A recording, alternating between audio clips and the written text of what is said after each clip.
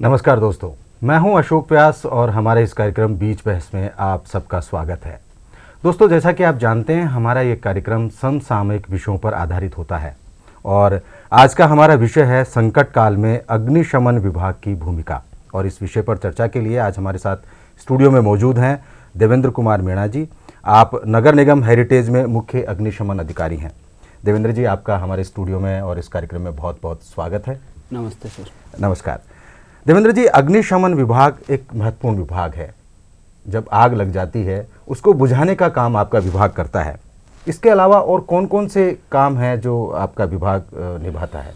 Sir, आगजनी के अलावा हमारा जो डिपार्टमेंट है जी आपातकालीन कार्य करता है, जिसको हम रेस्क्यू कार्य भी कह सकते हैं। उसके अंदर हम एक तो आपदा में बाढ़ कंट्रोल का एक स्टेशन यहाँ पे स्थापित करते हैं और उसके द्वारा शहर में जो वर्षाकालीन में जो बारिश आती है उसमें पानी के कटाव जो लग जाते हैं, खड्डे हो जाते हैं और इसके अलावा घरों में पानी भर जाता है, तो वहाँ हम मड पंप लगाते हैं और पानी को वहाँ से निकालते हैं। और जो आदमी उससे प्रभावित होकर डूबने की स्थिति में रहते हैं, उनका सामान डूबने की स्थिति में रहता है, तो हम उनको रेस्क्यू करते हैं, उनको सुरक्षित स्थान पे भेजते हैं और उनका जो कीमती सामान है वो खराब नहीं हो, उसको हम वहाँ से निकाल के और सुरक्षित स्थान पे पहुँचाते हैं और उनको कैंपों तक पहुँचाते हैं। जनहानि को रोकते हैं हम, सबसे बड़ी बात। इसके अलावा बिल्डिंग क्लैप्स जो आजकल जयपुर में आम घटना हो गई है। बिल्डिंग क्लैप्स मतलब आप उसको थोड़ा सा खुल के बताएंगे, क्या होता है ये? जो पुरानी जर्जर बिल्डिंग होती है सर, पुरानी होने के कारण या पानी के कटाव के कारण और या उस पे नई बिल्डिंग बनाने के कारण बिल्डिंग क्लैप्स हो जाती है, बिल्डिंग क्षतिग्रस्त हो जाती है। जिस और कई बार गैस सिलेंडर्स भी फट जाते हैं, घर में यूज करते हैं, तो उससे बिल्डिंग 3-4 मंजिला होती है, वो ढह जाती है। तो उसमें आम लोगों की जो जनहानि और धनहानि होने की संभावनाएं बढ़ जाती है। उस दौरान आपका विभाग भी ये जिम्मेदारी संभालता है, उनको रेस्क्यू करता है। यही आप कहना चाह रहे हैं? हाँ, हमारे पास आपातकालीन उपकरण रहते हैं, कटर्स रहते हैं, हैमर्स होते हैं, मशीनें होती हैं। तो जो मलबा है उसको हम छाट के अलग करते हैं और उसके नीचे कोई अगर लाइफ दब गई है तो उस लाइफ को हम ढूंढते हैं।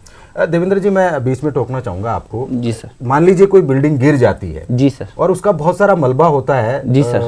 तो उस मलबे के नीचे जो लोग दब जाते हैं, जी सर, तो उनकी एक एक मिनट यानी एक एक पल उनके लिए बहुत कीमती होता है। जी सर। कि उनको उनकी जान बचाई जा सके। उस स्थिति में आप सबसे पहला क्या काम करते हैं? उनको जान बचाने के लिए आप प्राइमरी तौर पर ऐसी कौन से संसाधन उपयोग में लेते हैं या ऐसा कौन सा कार्य करते हैं ताकि कम से कम जनहानि हो? सबसे पहले हम वहाँ मौके पहुँच के उस क्षेत्र का मूल्यांकन करते हैं। अच्छा। बहुत फास्ट। अच्छा। और वहाँ जो मौके पे परिवार का आदमी पड़ोसी होता है उससे हम पूछते हैं कि यहाँ कितने आदमी थे इसमें मौके पे और प्रेजेंट में समय कौन सा था, रात का था, सुबह का था, वर्किंग टाइम का था। तो उस स्थिति में हम दिमाग लगाते हैं कि ये जो कितने आदमी और वो कहाँ हो सकते हैं, तो उसी क्षेत्र में हम काम करना स्टार्ट करते हैं ताकि मतलब कम से कम समय में उनको निकाल के हम उनको प्राइमरी इलाज देके और हॉस्पिटल भेजा।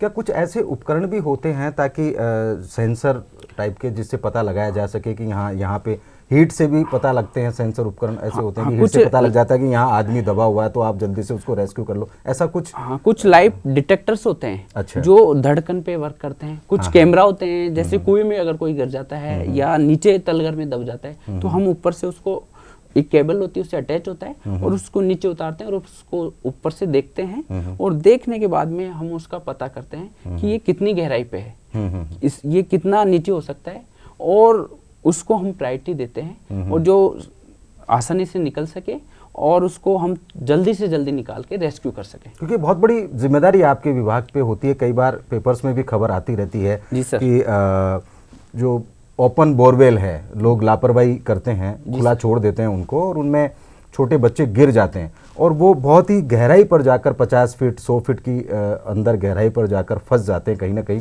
उस वक्त आप लोगों के ऊपर बड़ी जिम्मेदारी होती है कि वो उस बच्चे की जान बचाई जा सके। बहुत बहुत बड़ी जिम्मेदारी है, क्योंकि 100 फीट गहराई पे फंसे बच्चे को बाहर निकालना और उसको सुरक्षित बाहर निकालना एक बहुत बड़ा चुनौतीपूर्ण कार्य है। उसको आप कैसे अंजाम देते हैं? उसके लिए हम वहाँ मौके पहुँचते हैं। हमारे पास रेस्क्यू लाइनें रहती हैं, कैमराज होते हैं, आपदा की टीमें होती हैं और अगर कुआं हो उसमें तो हम बाई रस्सा उसको उतार देते हैं। बिल्कुल सही कह रहे हैं। बाकी जो बोरवेल है उसके लिए हमको लाइन से एक कड़ा लगा के और उसको उससे अटका के और बाहर निकालना पड़ता है। अगर वो स्थिति भी हमारी कामयाब नहीं होती है तो अच्छा, कड़ा लटका के आप जो फंसा हुआ है बच्चा, हाँ, तो उसको पकड़ा देते हैं उसको। अगर वो नहीं सुन पा रहा हो आपकी तो आवाज, अगर वो नहीं सुन पा रहा है तो उसके लिए आजकल जो मेट्रो की जो मशीनें हैं जो पिलर्स बनाती हैं, तो ये बहुत बड़ा नलकूप तैयार कर देती है। तो हम उसके पास में उसको खुदवाते हैं और वो जितनी गहराई है उसकी हम माप लेते हैं और उसके साथ में हम उसको उतनी गहराई करते हैं। दूसरा खड्डा उसके बगल में आप खुदवाते हैं और उसका वाया उसके हम जाके, अच्छा, बीच में फिर सुरंग बना करके और उसको काट के और फिर बच्चे और उसको उस रास्ते से हम लाते हैं। तो उस दौरान बच्चे को ऑक्सीजन सप्लाई प्रॉपर बनी रहे। ऑक्सीजन के लिए BA सिलेंडर्स रहते हैं, तो उसकी एक लाइन है, हम ऊपर से BA सेट की लाइन होती है जो कृत्रिम श्वसन होता है, हम उसको उसके जरिए उतार देते हैं जिससे उसको श्वसन मिलता रहे। अच्छा, ताकि बच्चा स्वस्थ रहे, जीवित रहे और आपको रेस्क्यू करने में आसानी हो।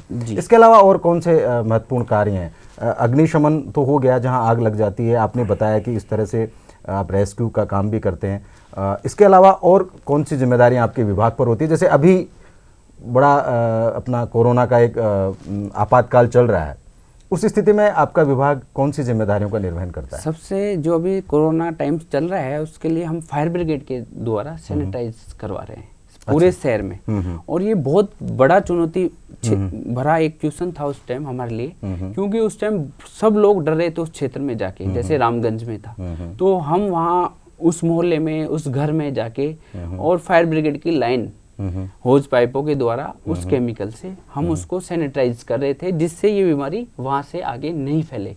इसके अलावा जब कर्फ्यू लगा था तो यहाँ से शहर से आदमियों को यहाँ से अपने शहर भेजा गया था और वहाँ वालों को यहाँ लेके आया गया था।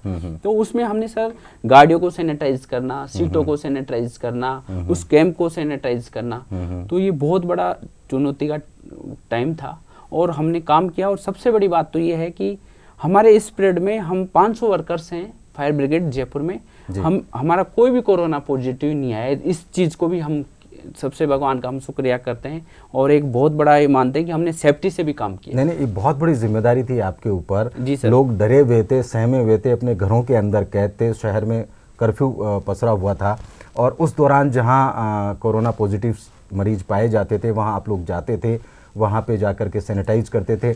मतलब वो हिम्मत वाला काम होता है कि जब आप मौत के मुहाने पर आप खुद जाकर के लोगों को रेस्क्यू करते हैं, सैनिटाइजेशन का काम करते हैं। जी सर। तो ये बहुत बड़ा चुनौतीपूर्ण आपके कार्य होते हैं। और किस तरह के और चुनौतियाँ आपको इस कोरोना के दौरान देखने को मिली? कोरोना के टाइम में जो इसमें हम जो केमिकल्स यूज लेते थे वो इतना खतरनाक था कि वो हमारे कपड़ों पे भी डल जाता था या स्किन पे भी डल जाता था, तो कपड़ों का कलर भी फेड कर देता था, तो इससे एक एलर्जी होने का काफी डर रहता था। और इसको किस मात्रा में हमको यूज करना है, और फिर पूरे शहर का बर्डन था कि 60 गाड़ियां हैं हमारे पास जिससे हमने सैनिटाइज किया। तो नगर निगम क्षेत्र में हर जगह हमको कॉल आते थे और हम उसको उस जगह पहुंच के और टाइमली उसको हमको करना पड़ता था, हॉस्पिटलों को भी साथ में। इसके अलावा कौन सा केमिकल आप यूज करते थे? जो सोडियम हाइपोक्लोराइड्स। अच्छा, ये वायरस के ऊपर कारगर है? वायरस के ऊपर कारगर तो हम नहीं कह सकते, लेकिन उस क्षेत्र में अगर इसको हम डाल देते हैं तो उसको ये प्रभावी नहीं होने देता है, उसको बढ़ने से रोकता था ये। बहुत बढ़िया देवेंद्र जी। अच्छा, और कौन कौन से ऐसे रेस्क्यू की हम बात करें तो ऐसे कौन कौन से और रेस्क्यू हैं जिनके लिए आपका विभाग? इसके अलावा सबसे जो शहर में देखते हैं हम सीवर रेस्क्यू। अभी गवर्नमेंट ने पाबंद किया है कि सीवर में कोई भी आदमी काम नहीं करेगा। तो पहले आदमी ही द्वारा इसका वर्क किया जाता था, आजकल मशीनें आ गई हैं, तो उसमें जहरीली गैस होने के कारण मीथेन गैस बन जाती थी, उसके कारण आदमी बेहोश हो जाता था। तो कई बार बेहोशी के साथ साथ कई बार ऐसी सूचनाएं भी मिलती थी कि आदमी अंदर गिर गया, मौत भी हो जाती थी। फिर उसको बचाने उसी का आदमी चला गया, तो 1 से 2, 2 से 3 ऐसे आदमियों की कैजुअलिटी बढ़ जाती थी। तो उस समय फिर फायर ब्रिगेड को कॉल किया जाता था और हम वहां जाते थे। तो हमारे पास कृत्रिम श्वसन के BA सेट होते हैं और इसके अलावा रेस्क्यू लाइनें होती हैं, टॉर्च होती हैं और हेलमेट होते हैं और सेफ्टी गम बूट्स होते हैं। उनको हम यूज करते हुए हम उनको रेस्क्यू करके बाहर निकालते थे।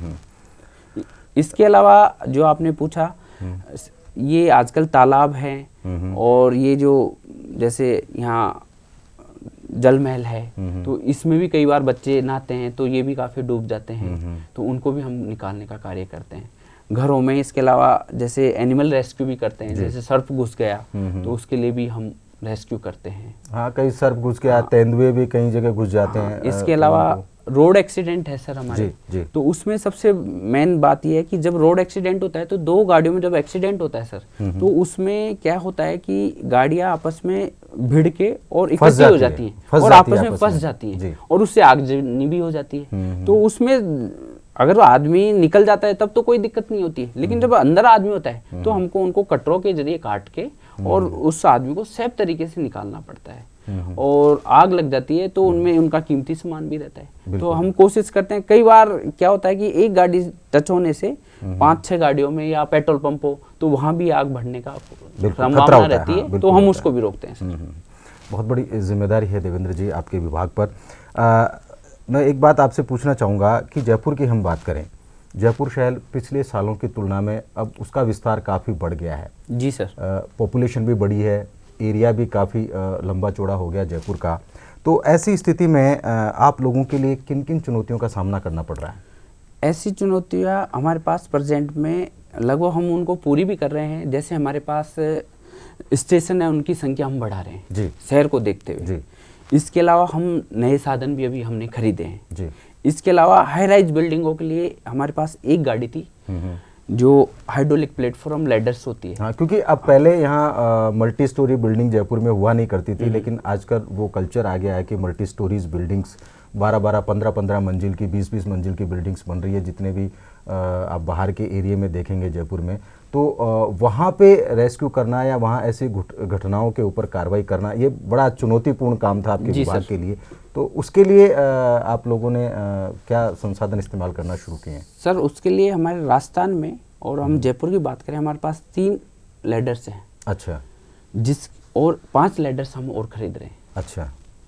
तो ये जो हाइड्रोलिक प्लेटफॉर्म लैडर्स है, हाँ। ये हाई राइज बिल्डिंग्स पे जाती है और इसमें हाइड्रोलिक प्रेशर से वो उसमें 8 आदमी 10 आदमी उसमें उसका एक क्रू होता है, उसमें बैठ के ऊपर चला जाता है हाई राइज बिल्डिंग पे, और वहाँ पे अगर कोई आदमी फंसा हुआ होता है आगजनी के दौरान और उसके उतरने के जो रास्ते हैं वो रुक जाते हैं, तो जब ये चीज़ काम आती है। सेकंड, इसके अलावा इसमें पाइप्स भी जुड़ा हुआ होता है जो हमारी फायर ब्रिगेड के वाटर वाउचर से जुड़ जाता है, और हम ऊपर की बिल्डिंग पे डायरेक्ट पानी उस के थ्रू हम डाल सकते हैं, जिससे आप जल्दी दोनों काम हो सकते हैं कि पानी भी वहां तक पहुंचाया जा सकता है, और जो हाँ, पानी उसके अलावा आप मैन पावर के थ्रू वहां से अगर किसी को बचाना हो तो उसको रेस्क्यू किया जा सकता है, रेस्क्यू करके उसमें रख के उसको सुरक्षित हम। तो ये कितना मीटर हाइट तक आप? अभी सर हमारे पास 32 मीटर्स की राजस्थान में 3 है और अभी 5 और खरीद रहे हैं, तो अब 70 मीटर की जयपुर की और मिल रही है।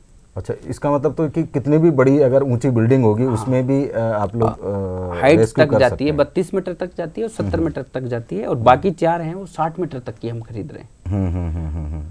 तो ये किस तरह से काम करता है? ये आपका हाइड्रोलिक प्लेटफॉर्म है? ये एक गाड़ी होता है, उस पर एक प्लेटफॉर्म होता है लैडर्स का जी, वो आपस में समटा हुआ रहता है उस पर मौके पे। इसके लिए सबसे मेन जो चाहिए हमको रास्ता, तो ये वहाँ जाके अप्रोच कर ले, पहुँच जाए, और फिर ये हाइड्रोलिक बेस पे काम करती है। तो इसमें क्रू एक सेट होता है जिसमें रेस्क्यू के लिए आदमी चढ़ जाते हैं, हमारे जो एक्सपर्ट होते हैं। ये ऊपर से भी ऑपरेट हो सकता है और गाड़ी में से भी ऑपरेट हो सकता है। तो उसमें से बैठ के फिर इसको जितनी हाइट पे जो आदमी फंसा हुआ है या आग लग रही है उतनी हाइट पे हम इसको ऊपर कर लेते हैं। हाइड्रोलिक सिस्टम पे वर्क करता है, तो जहाँ मौके पे आग लग रही है तो वहाँ उसके पास पहुँच जाएगा, और नीचे इसका पाइप के थ्रू हम जोड़ लेते हैं।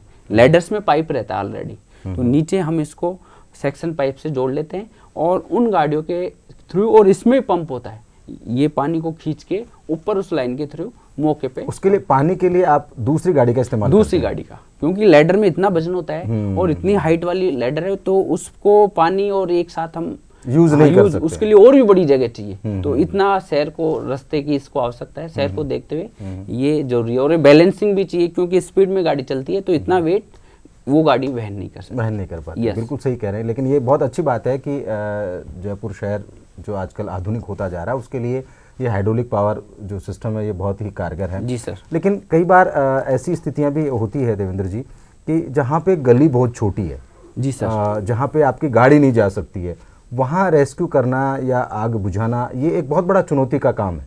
तो उस स्थिति में आप किस तरह से काम करते हैं? उस स्थिति में हमारे पास 20 फायर बाइक्स हैं जी, जिसपे फायर एक्सटिंग्विशर्स होते हैं, तो वो उस पे माउंट रहते हैं जी।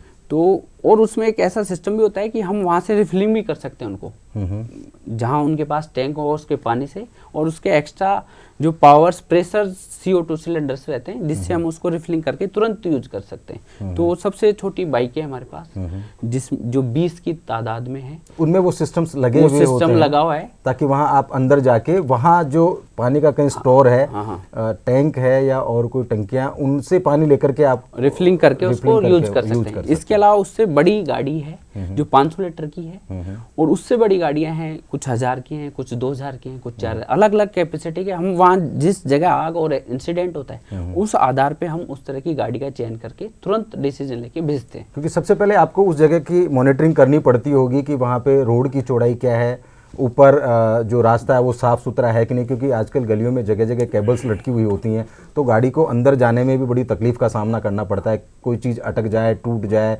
बिजली का फॉल्ट हो जाए, तो उन सब चीज़ों को आप देखते हुए फिर ये रेस्क्यू का काम आप करते हैं। एक्चुअल में जिस भी फायर ऑफिसर की पोस्टिंग जिस शहर में होती है, जी हाँ, उसको सबसे पहले उस शहर का मौका निरीक्षण करना पड़ता है। जी, पोस्टिंग से पहले? हाँ, पोस्टिंग होते ही। अच्छा। तो उसके बाद में किस शहर में, किस मोहल्ले में, किस जगह का, उसको पूरा नॉलेज रखना पड़ता है। और जो हमको सूचना देता है हम उनसे पूछते हैं कि आपका घर कितनी सड़क की चौड़ाई पे है, चौड़ाई पर है, तो उस आधार पे हम गाड़ी का चयन करके भेजते हैं। तो जैसे आपके पास कॉल आता है, आप वो सारी पहले प्राइमरी जानकारी जो है आप फोन पे ही ले लेते हैं, किस में आग है और कितनी बड़ी आग है और किस मंजिल पे आग है, क्योंकि आपका वो समय बच जाता है। अब वहाँ जाएंगे तब तक आगजनी बढ़ भी सकती है, कैजुअलिटी बढ़ सकती है, तो ये कम से कम हो तो आप प्राइमरी तौर पर ये सूचना प्राप्त कर लेते हैं और उसके बाद एक्शन मोड पे आते हैं। जी सर, ये बहुत ही अच्छी बात है।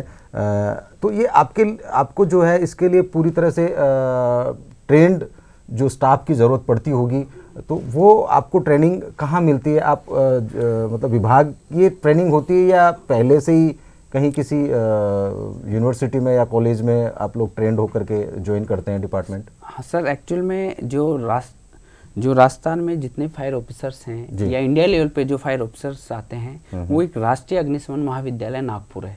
अच्छा। वो होम मिनिस्ट्री के थ्रू एक एग्जाम्स करवाता है और उसमें एग्जाम फाइट होने के बाद में हमारी 7 महीने की ट्रेनिंग्स होती है जिसमें ये सारे रेस्क्यू कार्य है, आगजनी कार्य है, ये सब हमको सिखाए जाते हैं। और जो हमारा फायर फाइटर का स्टाफ है वो अलग अलग कॉलेजों से ट्रेनिंग करके आता है और उनको हम भी बीच बीच में उनको ट्रेंड करते रहते हैं। यानी जिस तरह से और कोर्सेज होते हैं वैसे ही आपके डिपार्टमेंट में भर्ती के लिए जो एज ए प्रैक्टिकल जॉब है, इसके लिए ट्रेनिंग जरूरी है। तो वो एक ही कॉलेज है जो गवर्नमेंट का कॉलेज है। भारत में सिर्फ एक कॉलेज है नागपुर? हाँ, नागपुर एक ही कॉलेज है सर।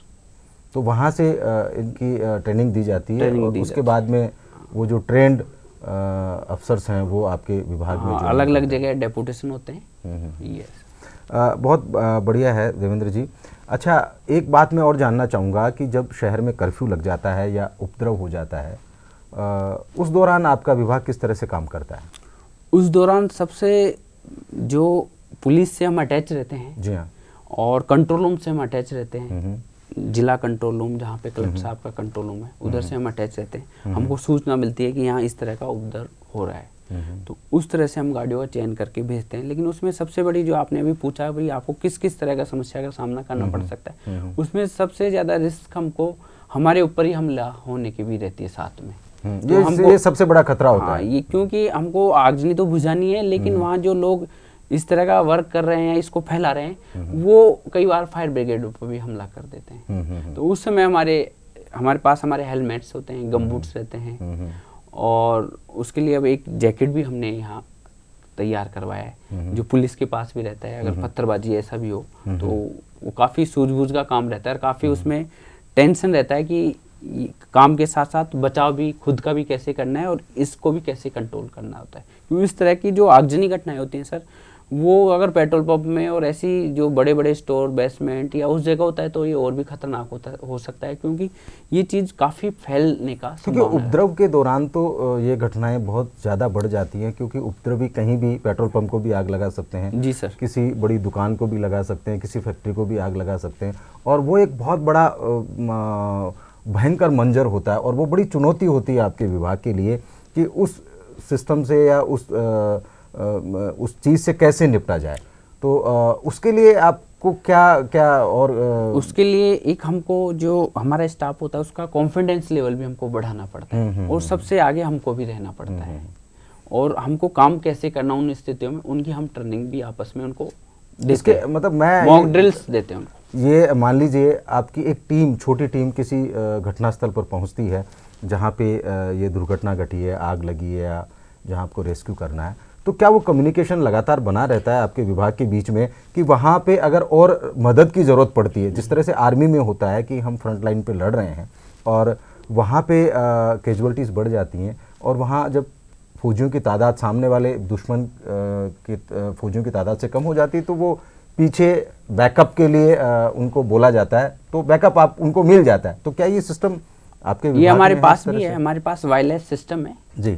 वायरलेस सिस्टम का एक सिस्टम है। वायरलेस सबसे बेस्ट इसलिए है कि उसके द्वारा जो मैसेज छोड़ा जाता है वो एक साथ सब जगह पहुंच जाता है। तो वायरलेस सेट हमारे सारे ऑफिसरों के पास रहता है, पूरी जो वहाँ टीम जाती है उनके पास रहता है, हमारे कंट्रोल रूम्स में रहता है, और हमारे जो कलेक्टेड कंट्रोल रूम में होता है, और इसके लिए एक अभय कंट्रोल रूम की भी बना रखा है यहाँ जयपुर में, जो पूरे राजस्थान को कमांड करता है।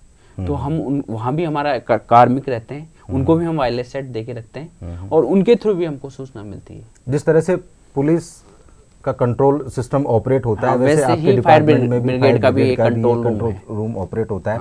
अगर इतना बड़ा कोई दुर्घटना हो जाती है या इतनी बड़ी कोई आगजनी हो जाती है, तो आपका एरिया या वहाँ का स्टाफ उसको नहीं हैंडल कर पाता, उस स्थिति में आसपास का जो आपके दूसरे जो ऑफिसेज हैं उनके कर्मचारी और संसाधन उनका इस्तेमाल किया जा सकता है। और इससे अगर और भी ज़्यादा मज़ीद कुछ ज़्यादा खतरात हो तो आसपास का जो एरिया है डिस्ट्रिक्ट के बाद में जो सब डिस्ट्रिक्ट्स होते हैं वहाँ से भी आप जो है राहत और आमद प्राप्त कर सकते हैं। तो ये इस तरह का सिस्टम आपके यहाँ डिपार्टमेंट में होता है? इस तरह का जो जहाँ पे इंसिडेंट होता है जी, जहाँ पे इस तरह का होता है वहाँ पे हम नज़दीकी फायर स्टेशन का चूज करते हैं। फिर उससे अगर पार नहीं पड़ती है तो हम और सब स्टेशनों का यूज करते हैं जी। और फिर जयपुर, जैसे यहाँ जयपुर में तो काफ़ी गाड़ियाँ हमारे पास, लेकिन जैसे बस्सी में या दौसा में या कोटपुरली रोड पे या अजमेर रोड पे या चाकसू रोड पे तो ऐसे आग लग जाती है, तो हमारी गाड़ियाँ भी जाती हैं उनके साथ, जिससे कि जो आग है वो मौके पे मतलब कम से कम टाइम में हम उसको कंट्रोल कर पाएँ। बिल्कुल वो वाला सिस्टम होता होगा जैसे बस्सी में कोई दुर्घटना घटती है, क्योंकि वहाँ पे संसाधन इतने नहीं होते होंगे जितना सिटी में है, जो डिस्ट्रिक्ट लेवल पे है। जी सर। तो वहाँ अगर कंट्रोल नहीं हो पाती है उन वहाँ के लोगों से, तो फिर आपकी जो है आपका विभाग यहाँ से उनको वो सपोर्ट के लिए यहाँ से और मैन पावर और संसाधन भेजता होगा। हाँ, ऐसा सिस्टम हम फॉलो करते हैं। जब कभी ऐसी घटनाएं होती है तो आपका डिपार्टमेंट अलर्ट मोड पे होता है, जैसे फ़ोन किया और तुरंत रवाना? हमारा एक जो रेस्ट फर्स्ट टर्न आउट होता है वो 120 सेकंड का होता है। यानी जैसे ही हमको मैसेज मिला, एक उसको जो ऑपरेटर होता है जो फोन पे रहता है वायरलेस पे, तो उसको मैसेज नोट करता है, और एक हमारे पास वहाँ आपातकालीन घंटी रहती है, उसको हम बजाते हैं, टीमें आ जाती हैं, उनको पता लग जाता है कहीं ना कहीं आग है, और उसको एड्रेस देके और तुरंत रवाना करते हैं। तो हम उनसे बीच में टाइप भी करते रहते हैं, आप कहाँ पहुँचे, और मौके पे पहुँच के वहाँ एक टीम वर्क में काम करती है। तो कुछ अपना सिस्टम जोड़ते हैं, कुछ आगजनी को देख लेते हैं किस तरह की आग है, कितनी बड़ी आग है, तो हमको मैसेज करते हैं कि हमको और भी संसाधन चाहिए, तो हम उस पे डिसीजन लेते हैं। और जहाँ जनहानिकारी होता है तो हम पूरे ऑफिसर्स, पूरी टीम और पूरा हम उसको यूज करते हैं, और हम वहाँ मौके पे जाते हैं और उसको तो रविंद्र जी, क्या नई टेक्नोलॉजी और इसमें अपग्रेडेशन के लिए कुछ चल रही है आपके विभाग में, या अभी तक वही पुराने सिस्टम्स यूज किए जा रहे हैं? नहीं सर, जो गाड़ियाँ आई हैं नई उनमें जो पंपिंग सिस्टम है वो बहुत नए आ गए हैं, उनके प्रेशर्स आ गए हैं, उनको चलाने के तरीके बहुत स्मूथ हो गए हैं सर। तो इस तरह के पंप्स आ गए हैं, उनके प्रेशर्स आ गए हैं, मॉनिटर्स आ गए हैं। तो ये हम नई चीज़ें हमारे पास वक्त वक्त पे मिलती रहती हैं। देवेंद्र जी, अब समय का हमारे पास अभाव है। बहुत बड़ी जिम्मेदारी आपके विभाग के ऊपर है। संकट काल में आपके विभाग की बहुत महत्वपूर्ण भूमिका होती है और आप अपनी जान जोखिम में डालकर लोगों को रेस्क्यू करते हैं, उनकी जान बचाते हैं। ये बहुत ही जिम्मेदारी का काम है, पुण्य का काम तो है ही है, जिम्मेदारी का काम भी है। आप क्या मैसेज हमारे दर्शकों को देना चाहेंगे कि जिनसे वो कुछ सीख सके? आप ऐसा कुछ कहना चाहेंगे हमारे दर्शकों के लिए? हाँ, इस कोरोना समय में तो मैं यही कहना चाहूँगा कि आप मास्क का यूज़ करें जी, सोशल डिस्टेंस मेंटेन रखें जी। और फायर ब्रिगेड के लिए मैं ये कहना चाहूँगा कि जब भी इस तरह की आगजनी घटनाएं और इस तरह का अगर कोई इंसिडेंट होता है तो हमारी गाड़ियों को रास्ते प्रॉपरली टाइम पे दें, उनका रास्ता रोके नहीं, और जहाँ आगजनी घटनाएं होती हैं वहाँ हमारी हेल्प करें और आग बुझाने में हमारी हेल्प करें। क्योंकि हम जिस जगह जा रहे हैं हो सकता है वहाँ पे इंसिडेंट बहुत बड़ा हो भी सकता है, काफ़ी लाइफ बसी हुई हो। तो इस समस्या को हमारे को समझें और हमारे को जो 101 है, अगर कोई आगजनी घटना होती है उस पर हमको सूचना मिलती है। तो बहुत सारे फाल्स जो मैसेज करते हैं उनके लिए भी ये है कि वो इस तरह के मैसेज इस पर नहीं करें, क्योंकि इस तरह का अगर मैसेज होता है तो हो सकता है जो मेन मैसेज है वो डिले हो सकता है और उससे किसी का कितना भी बड़ा नुकसान हो सकता है। बिल्कुल ठीक कह रहे हैं देवेंद्र जी। जब कभी ऐसी स्थितियां आती है तो जिम्मेदारी नागरिकों की बनती है कि वो आने वाली टीम का, जो रेस्क्यू टीम आती है, उनका सहयोग करे, बजाय उनके रास्ते में अवरोध उत्पन्न करें। देवेंद्र जी, आप हमारे इस कार्यक्रम में आए और बहुत बढ़िया चर्चा आपने की और हमारे दर्शकों को का ज्ञान बढ़ाया, इसके लिए आपका बहुत बहुत धन्यवाद। Thank you. नमस्कार।